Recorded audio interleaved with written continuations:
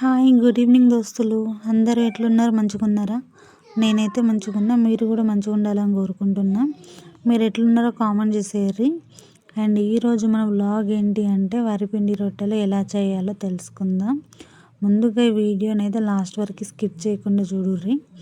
నచ్చితే ఒక లైక్ ఇచ్చి షేర్ చేయండి, అలాగే సబ్స్క్రైబ్ చేసుకోర్రి. ఇక్కడైతే వరిపిండి రొట్టెలు చేసేది నేనైతే కాదు, ఇదైతే మా అత్తమ్మ చేత చేపిస్తున్నాను.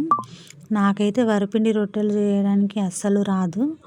నేను ఎప్పుడు కూడా ట్రై చేయలేదు, ఎందుకంటే ఎలా వస్తుందో తెలియదు కాబట్టి. తెలియంది మనం తెలుసుకోవడానికి ట్రై చేయాలి తప్ప ప్రయోగాలు చేయకూడదు. సో ఇక్కడ మా అత్తమ్మ అయితే వరిపిండి రొట్టెలు చేస్తుంది. ఎలా చేస్తుందో నేనైతే వీడియో తీస్తున్నాను, నాకు అండ్ మీకు కూడా యూజ్ అవుతుందని చెప్పేసి. ఇక్కడ చూడండి, మా అత్తమ్మ అయితే వరిపిండి తీసుకుంది. వరిపిండిలోకి కలపడానికి హాట్ వాటర్ అయితే తీసుకుంది. ఈ హాట్ వాటర్లో కూడా మనమైతే కొద్దిగా సాల్ట్ అయితే వేసి కొంచెం అయితే హీట్ చేసుకోవాలి, ప్రీ హీట్ చేసి పెట్టుకోవాలి. మనకి వాటర్ హీట్ అయ్యాక మనమైతే పిండి కలపడం స్టార్ట్ చేసుకోవాలి. చూడండి, వాటర్ అయితే అన్నీ ఒకేసారి వేయకుండా కొద్ది కొద్దిగా వేస్తూ కలుపుతుంది. మీరైతే హ్యాండ్ అస్సలు పెట్టమాకండి, చేతు కాలుతుంది కాబట్టి. ఒక స్పూన్ కానీ స్పోర్క్ కానీ తీసుకొని ఇలా కలుపుకోండి. మనకి హాట్ వాటర్ వేస్తే ఏంటి అంటే పిండి అనేది విరిగిపోకుండా వస్తుంది, అలాగే మనం రొట్టె చేసినా కానీ విరిగిపోదు, మనకి పర్ఫెక్ట్గా ఉంటుంది. అందుకని హాట్ వాటర్ అయితే తీసుకోవాలి. ఆ వాటర్లో కొద్దిగా ఉప్పు వేసుకోవడం ద్వారా మనకి టేస్ట్ కోసం అయితే మనం ఇందులో వేయలేం కాబట్టి మనం అందులోనే వాటర్లోనే యాడ్ చేసుకోవాలి.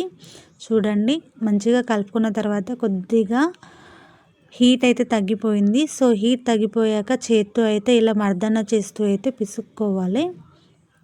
పిండిని ఎంత బాగా కలుపుకుంటే అంత బాగా రొట్టె అనేది విచ్చిపోకుండా మంచిగా వస్తుంది. చూడండి, పిండిని అయితే ఇలా రొటేట్ చేస్తూ మంచిగా ప్రెస్ చేస్తూ అయితే కలుపుకోవాలి. మీరు ఈ విధంగానే పిండిని మర్దన చేస్తున్నట్టు కలుపుకున్నట్టయితే మీకు రొట్టె చేసేటప్పుడు విచ్చుకపోకుండా ఉంటుంది అండ్ షేప్ కూడా మంచిగా పర్ఫెక్ట్గా వస్తుంది. నాకైతే ఈ వరిపిండి రొట్టెలు చేయడానికి అస్సలు రావండి. నేను చాలాసార్లు ట్రై చేద్దాం అనుకున్నాను, కానీ మళ్ళీ మంచిగా రాకపోతే ఎందుకు, పిండి వేస్ట్ అవుతుందని చెప్పేసి నేనైతే ఎప్పుడు ట్రై చేయలేదు. ఇంతకీ మీకు వరిపిండి రొట్టెలు చేయడం వచ్చా? అలాగే మీరు ఎప్పుడైనా వరిపిండి రొట్టెలు తిన్నారా? కామెంట్ చేయర్రి. ఈ వరిపిండి రొట్టెలు అయితే పూర్వకాలంలో ఎక్కువగా చేసుకునేటోళ్ళు. ఇప్పుడు మనమైతే గోధుమ పిండి రొట్టెలకే అలవాటు పడ్డాము, కానీ వరిపిండి రొట్టెలు కానీ టేస్ట్ అయితే సూపర్గా ఉంటుంది. ముఖ్యంగా నాన్ వెజ్ కర్రీస్ ఉంటాయి కదా, చికెన్, మటన్, ఫిష్ కర్రీ, వాటిలలోకి అయితే వరిపిండి రొట్టెతో తింటే అమ్మ తోడు, నిజం చెప్తున్నా టేస్ట్ అయితే అదిరిపోతుంది. కానీ నాకైతే చేయనీకి రాదు. చూడండి, మా అత్తమ్మ ఎంత ఈజీగా చేసేస్తున్నారో. ఈ వరిపిండి రొట్టెను ఒక 2-3 పార్ట్స్గా చేసుకొని మంచిగా పెద్ద బాల్ లాగా చేసుకొని ఆ బాల్ అంతా ఇలా పిండి ఎక్కువ మొత్తంలో తీసుకోవాలి. ఎక్కువ మొత్తంలో తీసుకొని ఇక్కడ వీడియోలో చూపిస్తున్నా చూడండి, ఇలా చేత్తోనైతే ప్రెస్ చేసుకోవాలి. రోలర్తో ప్రెస్ చేసుకోకూడదండి, ఇది చేత్తో ప్రెస్ చేసుకుంటేనే బాగుంటుంది.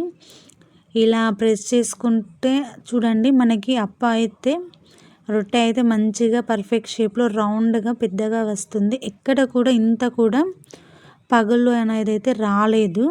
కానీ మనం చేస్తేనైతే ఎలా ఉంటుందంటే కంప్లీట్గా అక్కడ అప్ప షేపే మారిపోతుంది, అలాగే విచ్చుకుపోతుంది.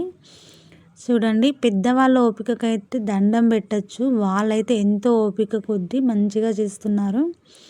నిజం చెప్పాలి అంటే మా అత్తమ్మ నేను అడగానన్న ఒక్క రీజన్తో వర్క్కి వెళ్ళొచ్చి ఈ వరిపిండి రొట్టెలు అయితే చేయడం స్టార్ట్ చేశారు.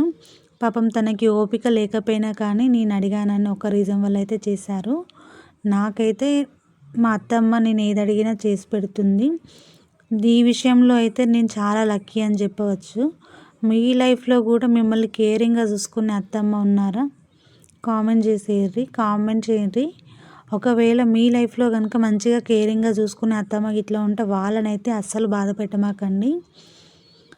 చూసేయండి, ఇక్కడ మనకి ఆ వరిపిండి రొట్టె చేసాం కదా, చేశాక ఇలా అయితే ప్రీహీట్ చేసి పెట్టుకున్న పెనం పైనకి అయితే వేసుకోవాలి. అది మంచిగా పర్ఫెక్ట్గా బేక్ అయ్యేదాకానైతే దాన్ని అయితే రొటేట్ చేయమాకండి. రొటేట్ చేస్తే మనకి రొట్టె అనేది విచ్చుకపోతుంది. ఒక 2 మినిట్స్ వరకు లో టు మీడియం ఫ్లేమ్లో అడ్జస్ట్ చేసుకుంటూ ఇలా అయితే కాల్చుకోవాలి. ఒక 2 మినిట్స్ తర్వాత అయితే ఒక వెట్ క్లాత్ ఉంటుంది కదా, మనం వెట్ క్లాత్ తీసుకొని వాటర్ అయితే అప్లై చేసుకోవాలి. చూడండి ఇలా అప్లై చేయాలి. మనమైతే చేయలేము. ఆ హీట్కి నాకైతే చేతి కాలుతుంది కావచ్చు అనిపించింది, కానీ మా అత్తమ్మ అయితే మంచిగా పర్ఫెక్ట్గా చేసింది. అలా వాటర్ అప్లై చేసుకున్న తర్వాత మనం ఇంకొక సైడ్ అయితే మనం రొట్టెని టర్న్ చేసుకోవాలి.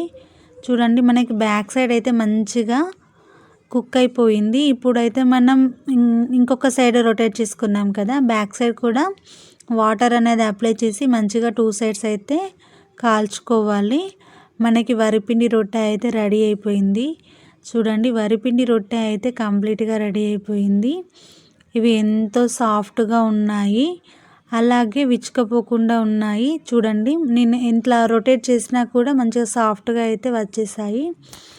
నాకైతే ఈ వరిపిండి రొట్టెలు అంటే చాలా చాలా ఇష్టం అండి. మీలో ఎంతమందికి ఇష్టమో కామెంట్ చేసేయండి. అలాగే వెళ్తూ వెళ్తూ నా ఛానల్లోకి వెళ్ళి వీడియోస్ అయితే చెక్ చేయండి. నచ్చితే కనుక లైక్ చేసి షేర్ చేసి సబ్స్క్రైబ్ చేసుకోండి. మీ ఫ్రెండ్స్ అండ్ ఫ్యామిలీతో నాకు సపోర్ట్ చేయండి. Thank you for watching.